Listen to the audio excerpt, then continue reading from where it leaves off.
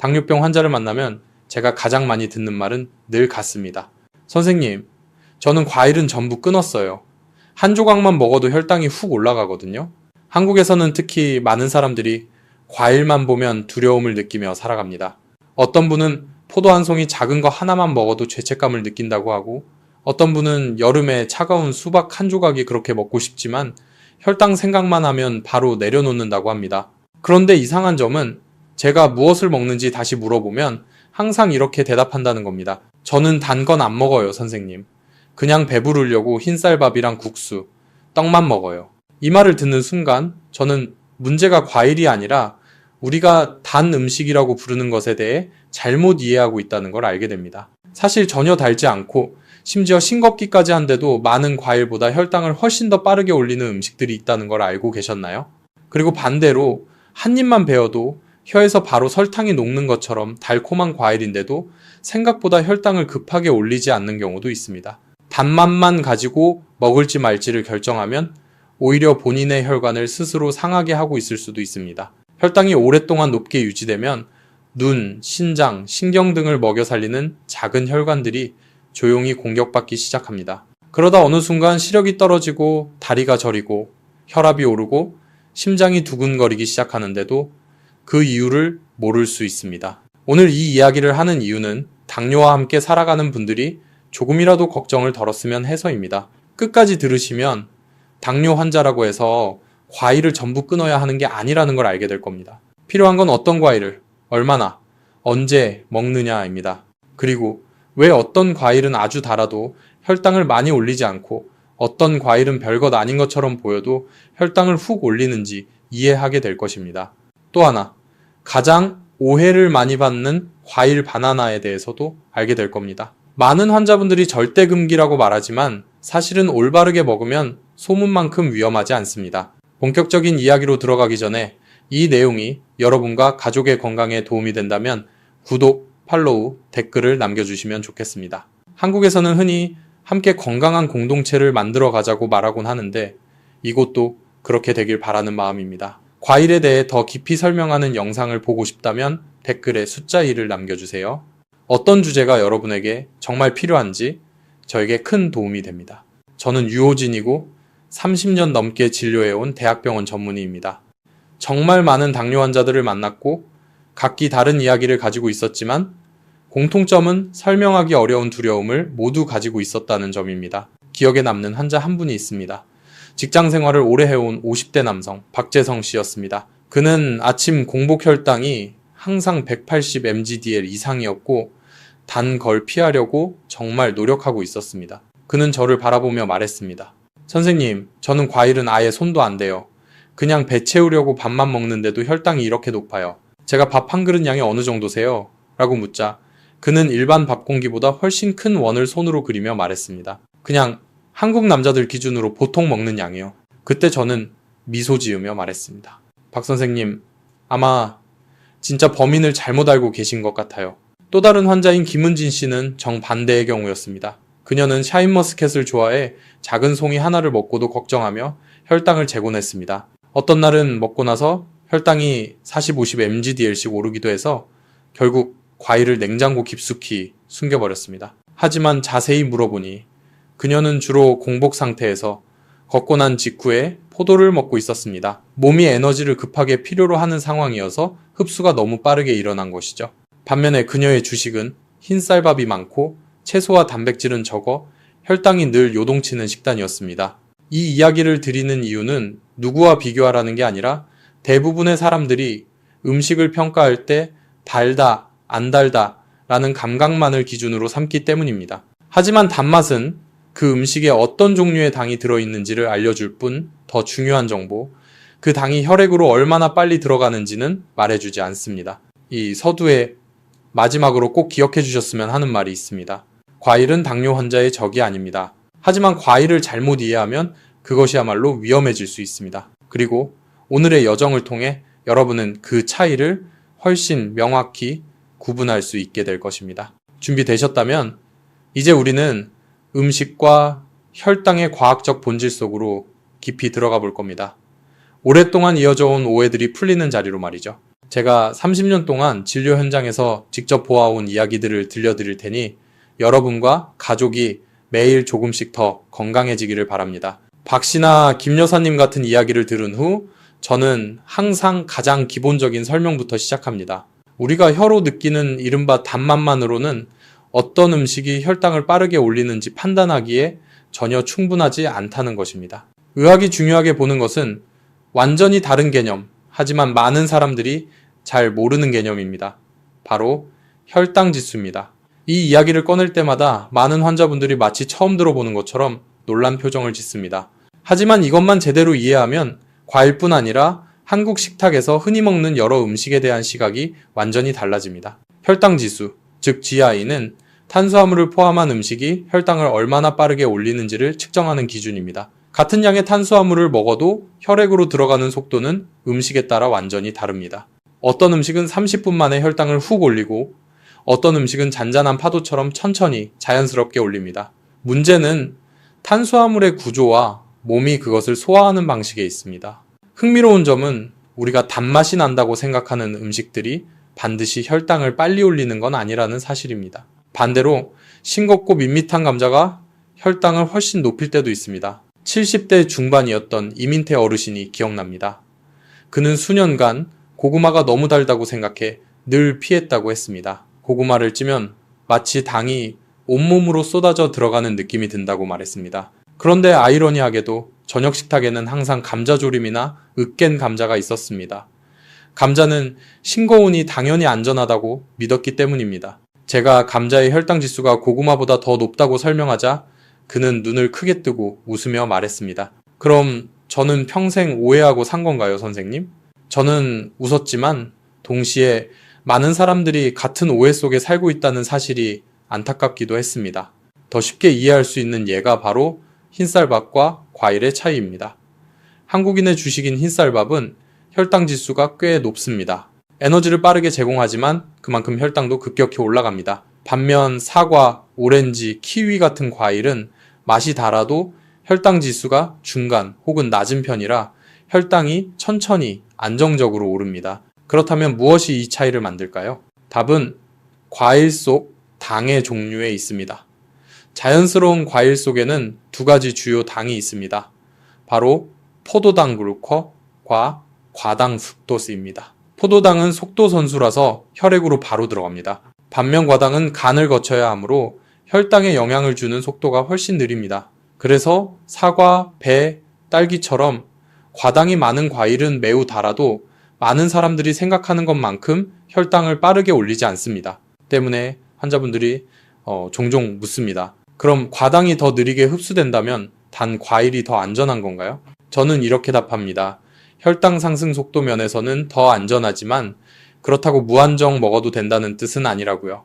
결국 중요한 것은 총 탄수화물 양입니다. 여기서 또 하나 중요한 개념이 바로 혈당 부하입니다. 이는 속도뿐 아니라 양까지 고려합니다. 즉, 혈당 지수가 낮은 과일이라도 너무 많이 먹으면 총당 섭취량이 많아져 식후 혈당이 크게 오를 수 있습니다. 이것이 샤인머스켓처럼 혈당 지수가 아주 높지 않은 과일을 먹고도 혈당이 많이 오른다고 느끼는 이유입니다. 대부분 한 줌이 아니라 한 송이를 먹기 때문입니다. 30대 초반의 한서연이라는 젊은 여성 환자도 있었습니다. 그녀는 디자인 분야에서 일하며 건강한 식습관을 중요하게 여겼고 과일과 샐러드를 좋아했습니다. 그러나 식후 혈당을 재면 늘 높게 나왔습니다. 그녀의 식습관을 살펴보니 큰 샐러드에 작은 사과 2개, 그리고 조금의 포도를 함께 먹고 있었습니다. 총 탄수화물 양이 그녀가 생각한 것보다 훨씬 많았던 것입니다. 식단을 조절하고 과일 양을 나누어 먹도록 안내하자 한 달 만에 식후 혈당이 눈에 띄게 안정되었습니다. 이쯤에서 여러분은 이렇게 생각할지도 모릅니다. 그럼 어떤 과일이 당뇨 환자에게 안전한가요? 사실 절대 금지되는 과일은 없습니다. 중요한 것은 어떻게 먹느냐입니다. 하지만 더 깊이 이해하기 위해 한국인에게 익숙한 몇 가지 예를 비교해 보겠습니다. 수박은 여름철 인기 과일입니다. 수분이 많고 시원하며 먹기 편합니다. 그러나 수박은 혈당 지수가 높습니다. 즉, 같은 탄수화물 양을 기준으로 하면 수박은 사과나 오렌지보다 혈당을 더 빨리 올립니다.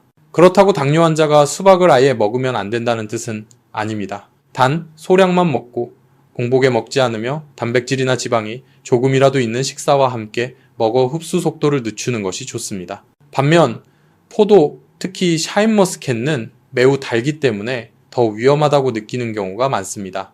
하지만 포도의 혈당 지수는 수박만큼 높지 않습니다. 문제는 대부분 몇 알이 아니라 한 송이를 먹는다는 점입니다. 아주 달다는 감각 때문에 포도가 더 나쁘다고 생각하지만 실제 범위는 양입니다. 사과, 오렌지, 키위, 딸기 같은 과일은 혈당 지수가 중간 혹은 낮고 섬유질이 많아 당 흡수를 늦춥니다. 이런 과일은 적정량을 먹는다면 상대적으로 안전합니다. 과일 속 식이섬유는 마치 탄수화물을 잡아주는 그물처럼 작용해 혈액으로 천천히 들어가도록 돕습니다. 제가 강조하고 싶은 점은 이것입니다. 혈당은 과일의 종류뿐 아니라 먹는 타이밍, 먹는 양, 그리고 과일의 숙성도에 따라 달라집니다. 예를 들어 잘 익은 바나나는 덜 익은 바나나보다 당이 많기 때문에 몸의 반응도 달라집니다. 수많은 환자 사례를 통해 저는 같은 과일이라도 사람마다 전혀 다른 혈당 반응을 보인다는 것을 확인했습니다. 어떤 사람은 사과 반 개를 먹어도 혈당이 오르지 않지만 어떤 사람은 같은 양을 먹어도 많이 오르기도 합니다. 그렇기 때문에 전에 들은 이야기보다는 자신의 몸 반응을 관찰하는 것이 중요합니다. 만약 여러분이 이제 혀에서 느끼는 단맛이 결정적인 요소가 아니라는 것을 이해했다면 이미 안전하게 과일을 먹는 길에 절반을 지나온 것입니다. 하지만 이야기는 여기서 끝나지 않습니다. 다음 부분에서는 가장 오해를 많이 받는 과일 바나나, 그리고 당뇨 환자의 혈관을 보호하는 데 매우 중요한 비타민 C의 역할에 대해 이야기하겠습니다. 많은 환자분들이 이 설명을 듣고 생각이 완전히 바뀌었습니다. 가장 오해받는 과일 이야기가 나오면 저는 바로 바나나를 떠올립니다. 언제부터인지 모르지만 많은 한국인 당뇨 환자들의 생각 속에서 바나나는 당뇨병의 1번적이 되어버렸습니다. 과일 섭취에 대해 묻기만 하면은 거의 모두 이렇게 말합니다. 바나나는 절대 안 먹어요. 반 개만 먹어도 혈당이 무섭게 올라요. 그런데 흥미로운 점은 하루 식단을 확인해보면 대부분 밥 한 그릇 가득 먹고 저녁에는 떡이나 우동까지 챙겨 먹는다는 겁니다. 이럴 때 저는 바나나가 억울하게 누명을 쓰고 있고 정작 진짜 문제는 정제된 탄수화물이라는 것을 다시 느끼게 됩니다. 바나나는 혈당 지수가 중간 정도로 위험군에 속하는 과일이 아닙니다. 바나나가 오해받는 이유는 진한 단맛, 먹기 편함, 흡수가 쉽다는 점, 그리고 무엇보다 한 번에 한 개, 통째로 먹는 습관 때문입니다. 저는 환자들에게 큰 바나나 하나가 작은 포도 2줌이나 밥 반 공기 이상에 해당하는 탄수화물을 담고 있을 수 있다고 설명하곤 합니다. 문제는 바나나가 나쁘다가 아니라 한 번에 너무 많이 먹기 때문에 혈당 부하가 급격히 증가한다는 것입니다. 약간 덜 익고 떫은 맛이 조금 남아있는 바나나를 선택하면 너무 익은 바나나를 먹을 때보다 식후 혈당이 훨씬 안정적이라는 사실에 놀라게 될 것입니다. 최은환이라는 60세 남성 환자가 있었습니다. 그는 10년 넘게 당뇨를 알아왔고 바나나를 매우 좋아했지만 전에 들은 말 때문에 수년간 완전히 끊고 있었습니다. 어느 날 그는 운동할 때 늘 피곤하고 힘이 빠져 산책을 꾸준히 못하겠다고 말했습니다.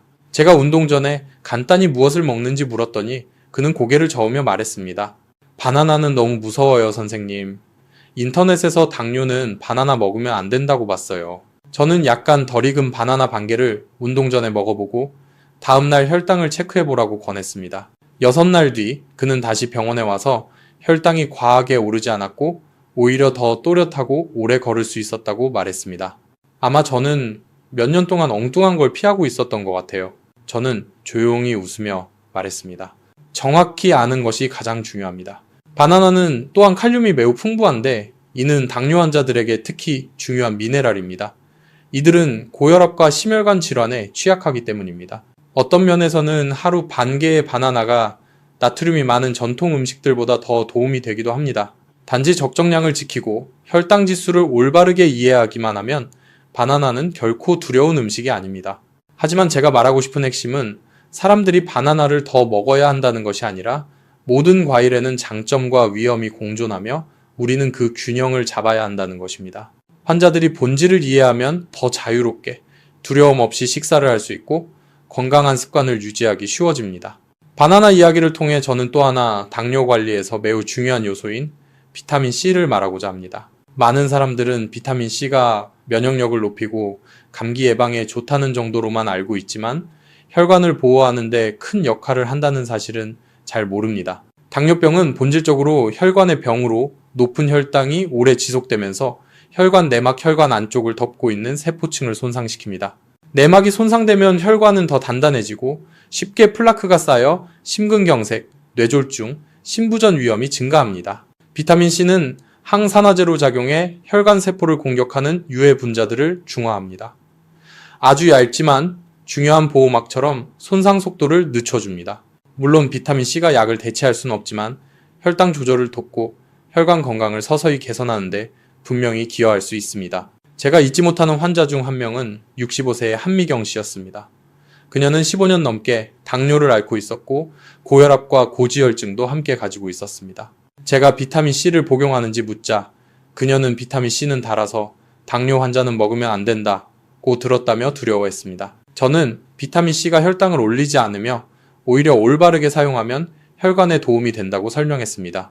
이후 하루 복용량을 나누어 먹도록 안내했는데 한 달 뒤 재진 시 그녀는 몸이 훨씬 가볍고 오후 피로가 줄었으며 혈압도 안정되었다고 말했습니다. 물론 비타민 C가 유일한 원인은 아니겠지만 생활 습관과 영양의 조화가 큰 역할을 하는 것은 분명합니다. 물론 저는 비타민 C가 만능이 아니라고도 강조했습니다. 식습관이 엉망이고 운동하지 않고 혈당 관리도 하지 않는다면 어떤 비타민도 도움이 될 수 없습니다. 하지만 균형 잡힌 식사, 꾸준한 운동, 적절한 비타민 C 섭취가 함께할 때 긍정적인 변화는 반드시 찾아옵니다. 또 하나 많은 분들이 궁금해하는 것이 비타민 C를 꿀과 함께 먹어도 되는지입니다. 일부 환자들은 꿀이 설탕보다 더 달다고 생각해 무서워합니다.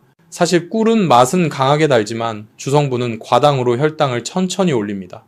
그렇다고 마음껏 먹어도 된다는 뜻은 아닙니다. 저는 환자들에게 위가 예민해 비타민 C가 부담된다면 꿀 한두 작은술 정도는 괜찮지만 그 이상은 안 된다고 말합니다. 중요한 것은 하루 전체 탄수화물 양이며 과하면 결국 혈당은 올라갑니다. 저는 흔히 비타민 C가 풍부한 과일 오렌지, 키위, 딸기를 적절히 먹으면 혈당이 갑자기 오르지 않을 뿐 아니라 염증을 줄이고 혈관을 보호하는 데 도움이 된다고 강조합니다. 이 사실을 이해하고 난 뒤 매일 밤 자기 전에 키위 한 개를 먹는 습관을 들여 몸이 훨씬 편안해졌다고 말한 환자도 있습니다. 이 모든 이야기가 말하는 바는 하나입니다. 당뇨병이 있다고 해서 극단적인 식이 제한 속에 살아야 하는 것은 아닙니다. 가장 중요한 것은 자신의 몸을 이해하는 것, 먹는 음식을 이해하는 것, 그리고 그 둘을 건강하게 조화시키는 방법을 아는 것입니다. 그리고 마지막으로 저는 생활 습관과 운동, 그리고 혈당에 큰 변화를 가져올 수 있는 작은 변화들에 대해 이야기할 것입니다. 많은 환자들이 이 부분이 삶을 긍정적으로 바꾸는데 가장 도움이 되었다고 말했습니다. 환자들이 과일, 혈당지수, 그리고 비타민C로 혈관을 보호하는 방법까지 이해하게 되면 저는 보통 가장 중요하지만 가장 덜 주목받는 주제로 넘어갑니다. 바로 일상생활 습관입니다. 저는 항상 말합니다. 약은 어느 정도 도움을 줄 뿐이고 식단은 훨씬 큰 도움을 줍니다. 하지만 생활 습관이야말로 혈당이 장기간 안정되느냐, 그렇지 않느냐를 결정하는 가장 중요한 요소입니다. 특히 한국에서는 바쁜 생활 때문에 많은 사람들이 빨리 먹고 늦게 자고 운동을 거의 하지 않으며 이러한 습관이 자신들이 가장 두려워하는 합병증에 더 가까워지도록 만든다는 사실을 모르는 경우가 많습니다. 한국인 중 많은 사람들이 퇴근 후 저녁을 늦게 먹고 TV를 보거나 추가로 일을 하며 앉아있는 경우가 많습니다. 이렇게 되면 몸이 에너지를 쓸 기회를 가지지 못합니다. 낮 동안 덜 먹었다고 하더라도 저녁에 탄수화물 많은 식사를 하고 거의 움직이지 않으면 혈당은 밤새 높게 유지됩니다. 60대의 정우성이라는 환자가 있었습니다. 그는 당뇨약을 3가지나 복용하고 있었지만 혈당은 여전히 들쑥날쑥했습니다. 그는 늘 피곤하고 잠도 깊이 들지 못했으며 진료 때마다 약을 더 늘려야 하냐고 물었습니다. 저는 약을 늘리기보다 그의 생활 패턴을 먼저 물어보았습니다. 알고 보니 그는 저녁을 8시에 먹고 밥 한 공기 가득 먹은 뒤 피곤해서 바로 누워 쉬곤 했습니다. 저는 그에게 아주 간단한 것 한 가지를 권했습니다. 저녁 식사 후 20, 30분 정도 지나서 25, 30분만 가볍게 걸어보세요. 빨리 걸 필요도 없고 그냥 편하게만 걸으시면 됩니다. 2달 후 재진으로 온 정 씨는 제가 이전에 보지 못했던 밝은 얼굴로 들어왔습니다. 그는 약은 그대로였지만 HbA1c 수치가 크게 좋아졌고 몸이 훨씬 가벼워졌다고 말했습니다. 걷기만 해도 이렇게 바뀔 줄은 몰랐어요. 저는 그것이 충분히 가능한 일이라는 것을 알고 있었습니다. 식후 운동은 혈액 속의 포도당이 근육에서 바로 사용되도록 도와 혈액에 남아 혈관을 손상시키는 일을 줄여주기 때문입니다. 수십 년 동안 환자들을 보면서 제가 배운 것은 작고 꾸준한 변화가 크고 단기적인 변화보다 항상 효과적이라는 점입니다. 어떤 환자들은 며칠 동안 무리해서 강하게 운동하다가 너무 힘들고 근육통이 심해 포기해버립니다. 반면 하루 20분씩 꾸준히 걷는 사람들은 1년 내내 유지하고 결국 더 좋은 결과를 얻습니다. 관절이 아프거나 운동이 어렵다면 실내 자전거, 수영, 아쿠아 운동 같은 가벼운 활동도 충분합니다. 중요한 것은 무엇을 하느냐가 아니라 얼마나 오래 유지하느냐입니다. 운동 외에도 당뇨 환자들이 자주 빠지는 또 하나의 문제는 위로 음식입니다. 특히 한국에서는 김치, 매운 라면, 떡볶이, 각종 볶음류가 문화의 일부입니다. 이런 음식들은 맛있고 쉽게 먹을 수 있지만 나트륨과 정제 탄수화물이 많습니다. 나트륨은 혈압을 상승시키고 혈압 상승은 이미 혈당으로 약해진 혈관의 가장 위험한 요소입니다. 그래서 저는 환자들에게 짠 음식은 줄이고 채소 양을 늘리고 생선과 두부 같은 단백질을 늘리며 일주일에 몇 번은 흰쌀밥 대신 현미나 잡곡을 먹도록 권합니다. 이런 작은 변화들이 혈당을 훨씬 안정적으로 만들고 더 중요한 것은 심장과 신장을 보호하는 데 큰 도움이 됩니다. 이 두 기관은 오랜 당뇨에서 가장 많이 손상되는 기관들이기도 합니다. 또 하나 많은 사람들이 놓치는 요소는 수면입니다. 잠이 부족하면 몸에서 스트레스 호르몬이 더 많이 분비되고 이는 혈당을 높이고 조절을 어렵게 만듭니다. 어떤 환자는 일이 바빠 하루에 4-5시간밖에 자지 못한다고 말했습니다. 제가 그에게 조금이라도 일찍 자보라고 하자 그는 그것이 당뇨와 무슨 관련이 있냐고 했습니다. 하지만 몇 주 뒤 그는 아침 혈당이 눈에 띄게 내려갔다고 말했습니다. 이것은 기적이 아니라 몸이 스스로 회복할 시간을 얻었기 때문에 나타나는 자연스러운 변화입니다. 저는 환자들에게 흡연은 꼭 끊고 음주는 줄이라고 항상 이야기합니다. 담배는 어떤 당보다도 혈관을 더 빨리 손상시키고 술은 잠시 몸을 편하게 하는 것 같지만 혈당을 불안정하게 만들고 간에도 부담을 줍니다. 특별한 자리가 있어 반드시 마셔야 한다면 단백질을 충분히 먹고 절대 빈속에 마시면 안 됩니다. 일상적인 습관 외에도 정기 검진은 필수입니다. 저는 환자들에게 HbA1c는 3개월마다 검사해야 치료 방향이 맞는지 알 수 있다고 강조합니다. 눈 검사는 1년에 한 번에 망막병증을 조기에 발견해야 하고 소변 검사는 신장 기능을 평가하는 데 필요합니다. 특히 발 관리는 매일 해야 합니다. 당뇨 환자의 발에 생긴 작은 상처 하나가 제대로 돌보지 않으면 감염, 궤양, 심하면 생명까지 위협할 수 있습니다. 저는 30년 동안 이런 경우를 많이 보았고 그럴 때마다 조금만 일찍 발견했더라면 하는 아쉬움이 남습니다. 많은 사람들은 당뇨병이 평생의 징벌이자 자유로운 삶의 끝이라고 생각합니다. 하지만 저는 항상 말합니다. 당뇨병은 형벌이 아니라 당신이 더 규칙적으로, 더 깊이 자기 몸을 이해하며 건강을 소중히 여기라는 일종의 신호일 뿐입니다. 환자들이 조금씩 변하는 모습을 볼 때 식사를 절제하고 꾸준히 운동하고 잠을 잘 자고 스트레스를 관리하는 모습을 볼 때 저는 그들의 눈에서 희망을 봅니다. 그리고 바로 그 희망이 제가 이 일을 계속하는 이유입니다.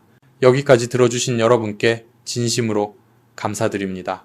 이 이야기를 끝까지 들었다는 것은 여러분이 자신의 건강 혹은 가족의 건강을 진지하게 생각하고 있다는 뜻이며 그것만으로도 이미 큰 걸음을 내디딘 것입니다. 제가 나눈 정보가 여러분의 당뇨병 이해를 돕고 두려움을 덜어주며 더 자신감 있게 살도록 해준다면 그것이 제가 바라는 가장 큰 목표입니다. 끝까지 시청해주셔서 감사합니다. 이 내용이 도움이 되셨다면 팔로우와 구독을 눌러주시고 가족이나 지인과 공유해 더 많은 사람들이 당뇨를 올바르게 이해할 수 있도록 도와주세요. 그리고 밥, 면, 정기검진 혹은 과일을 식사에 어떻게 조합할지 등 다양한 주제로 영상을 더 보시고 싶다면 댓글로 알려주세요. 여러분의 건강한 일상을 위해 앞으로도 함께하겠습니다.